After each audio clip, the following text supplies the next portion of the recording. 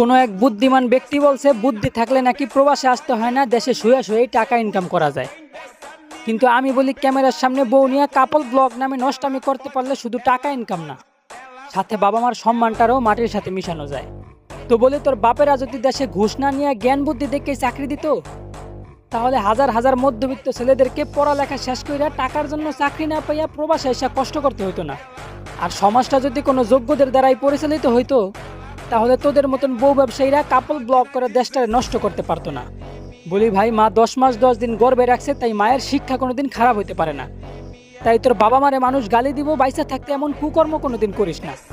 আরে বেটা, বছরের পর বছর প্রবাসীদের কষ্টে কামানো রেমিটেন্সে পরিচালিত আমাদের সোনার বাংলাদেশ। হাবরা কান ফাড়াইলে যদি ওই দেশে থাকতেই আবারও অকারণে প্রবাসীদের নাম মুখে নেস।